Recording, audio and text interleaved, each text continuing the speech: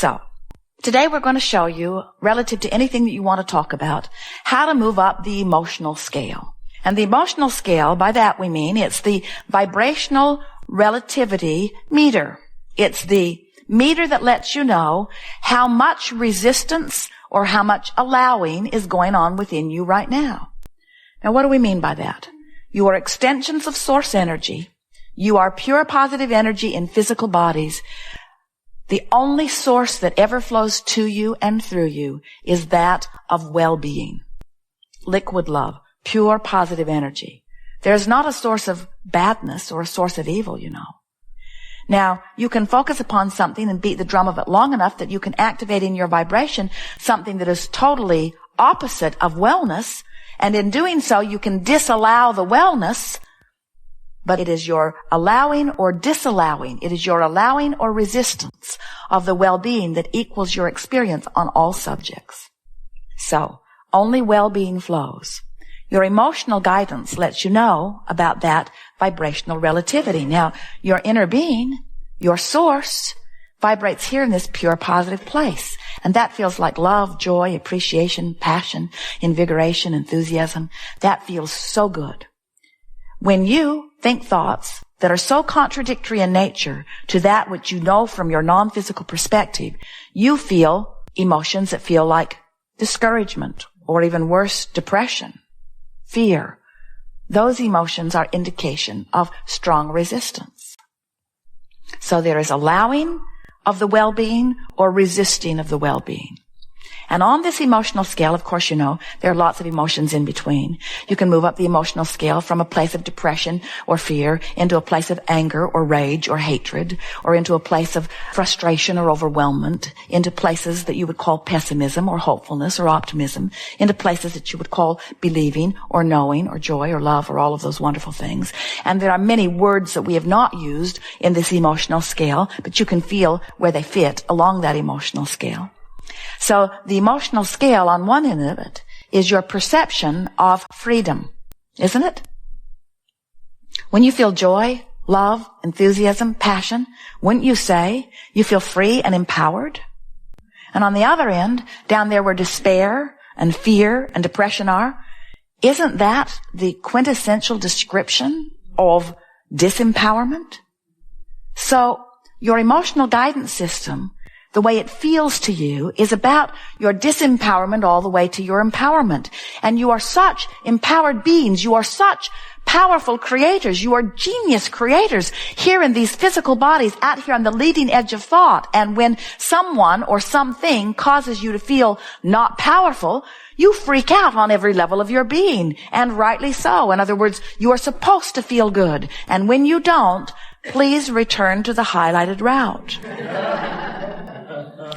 Choose the emotion that is close to where you are. In other words, if we met someone, some dear heart like you, and we found you in that place of fear or depression, maybe someone has diagnosed you with a disease, or maybe something that has happened and you feel utterly powerless in your experience, we would ask you questions with a sincere intent of coaching you into the life-giving breath of fresh air that revenge would bring you.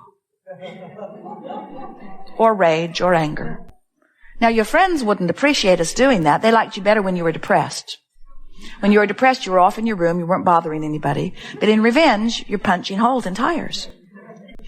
Well, we would not encourage you to stay there very long, but from a personal standpoint of the way you feel, do you not easily acknowledge that you would rather be angry than fearful? Or angry than depressed? And the reason you would rather be angry is because it feels better. And the reason that it feels better is because it's higher on the emotional scale. It's closer to who you are.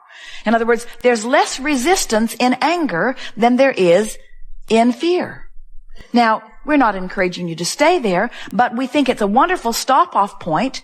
In other words, if we were depressed and we got to that life-giving breath of fresh air that anger would bring, we would announce to everyone, I'm angry and I like it. It feels so much better. At least I can breathe here. So if you don't like it, stay clear of me for a while, because I'm going to stabilize here and think of everything that I can think of that makes me mad, because I feel so much better here than I felt. And then in a few days, maybe even tomorrow, maybe even later today, but not right now, later I'm going to move into frustration. But for now, I'm happy in anger. You have to decide. This is a key. You have to decide that it matters to you how you feel. And furthermore, you have to decide that it matters more to you how you feel than how people feel about how you feel.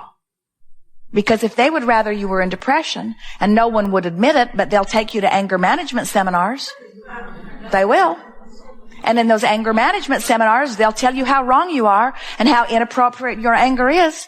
And they forget to tell you that it was a knee-jerk response, that it was a natural impulse. They forget to tell you that it was your saving your own life sort of syndrome that brought you there. In other words, it's self-survival instinct that brought you into anger. And just because those out there don't like you in anger, we say too bad. Because they cannot discern the vibrational relativity between where you are and where you want to be. You're the only one who can tell whether or not you're on your path. And so many of you seem lost on your path because you're trying to listen to that one, you're listening to that one, you're listening to that one, and they have no clue about the improvement in your emotion. Can you see what sort of goes wrong? When you're trying to take score based upon manifestation, but manifestation can't happen till you line up your energy, and in your effort to line up your energy, you go into emotions that other people don't want you to go in, so they chastise you for being in those emotions. We can see why you keep turning around and going back to Phoenix, and then feeling lost out in the desert because you cannot tell how to quantify the journey. But now you know. You are never, ever again going to feel negative emotion and not know that all it means is you're beating the drum of something that's holding you in a pattern of resistance that's not letting you move toward what you are wanting to move toward. So, when you go home and you tell your friends that Abraham is encouraging revenge and then rage and then anger, please go on to tell them that we're not encouraging that you stay there. We want you to get into anger because it's a stepping stone from depression. But once you're in anger, you can easily jump to frustration. And once you're in frustration, you can easily move up the scale. We can take anyone from frustration anywhere up the scale in a matter of 2 or 3 or 5 or 10 or 20 or 30 minutes. In other words, it doesn't take that long. If you're willing to focus and pay attention, you can easily move into a place of lesser and lesser resistance. You are on the brink of so many magnificent manifestations. If you could see the aerial view that we see of your lives, you would be knocked out at the stuff that's lined up right outside your door. All this stuff that's being held for you in vibrational escrow, all you got to do is improve your vibrational relationship just a little bit. And magnificent things are going to come into your experience. You've just got to accept, first, that you are a vibrational being. Second, that law of attraction is managing all of the vibrations of the universe. Third, that your emotional guidance system is letting you know what you're doing vibrationally, and that if it feels good, it is. And last and most important, you've got to decide that you're not going to give a rip what anybody else thinks, because they can't get inside of your vibrational relationship meter and understand why you're doing what you're doing. Think about it. If someone's trained themselves into mostly appreciation, and they are working with you, or they're married to you, or they go home to a family reunion and they meet you. In other words, law of attraction doesn't naturally bring you together, but sometimes you follow some commitment and you walk right into it. And so they're bright-eyed and bushy-tailed. They're someplace in a place of appreciation, and they encounter you in your anger. Of course they're going to try to tell you that you're not in a good place, like they need to tell you that you're not in a good place. The vibrational relativity between where you are and where they are is obvious. But you can't do anything about the vibrational relativity between they are and where you are. You can only move within your own emotional range, you see. So thank them politely and then tell them to get out of your face, because their well wishes, while they mean well, are usually irritating. You've got to decide that you are singularly going to be aware of your emotional guidance system. And those people who know you and watch you will begin to marvel about what begins to take place in your life. They'll notice that your mood on a myriad of subjects is beginning to improve because you're making it so. And they're going to begin to notice that manifestations are surrounding you. All kinds of things that you have been wanting will begin to flow easily into your experience. And when they say, "What is your secret?" tell them confidently, "I discovered my own guidance system. I finally am able to quantify every single journey. I am now no longer lost relative to anything. I can feel improvement in the way I feel about money, and more money is coming. I'm feeling happier about people, and nicer ones are showing up. I'm making lists of positive aspects about the significant people in my life, and our relationships are improving. I made peace with my body, and it's feeling better every single day." In other words, all it took was my decision that I wanted to feel good. So if a thought didn't feel good, I tried to choose one that felt better. And once I found one that felt better, I practiced it until that was the dominant thought. And then I tried to find one that felt even better. And at first it was sort of hard, but then I found it and I practiced it until it became my dominant thought. Well, we're done. Now you know everything we know. Law of attraction abounds. You get what you think about. You can tell what you think about. You can control what you think about. But don't try to manage your thoughts. Instead, reach for a feeling.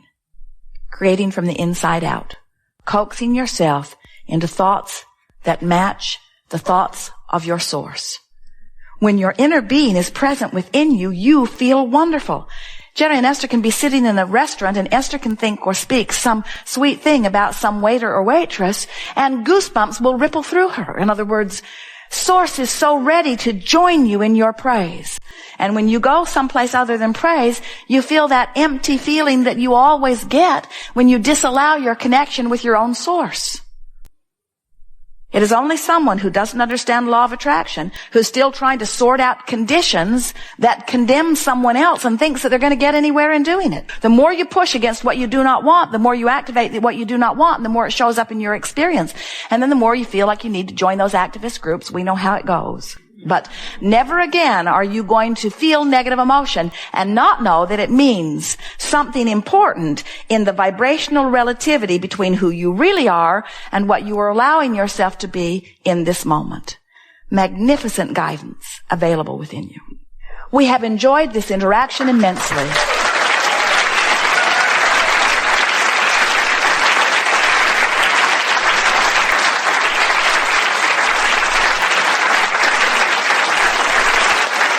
Indeed.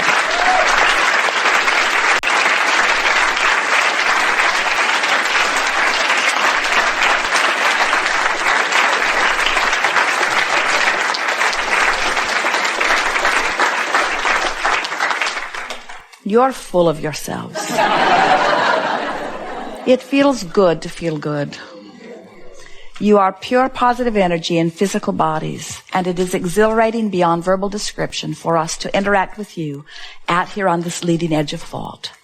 Be as good to yourself as you can be, and everyone else too. Reach for thoughts that feel good, no matter what the direction of them. And if they don't feel good, just try to make them feel as good as they can feel. And if they still don't feel good, just try to make them feel as good as they can feel. And if they still don't feel good, just try to make them feel as good as they can feel. And if you'll stay with it for as little as 68 seconds, you'll have a breakthrough where they will feel just a little gooder. And then pat yourself on the back and say, that was a minute well spent. There is great love here for you. We are complete.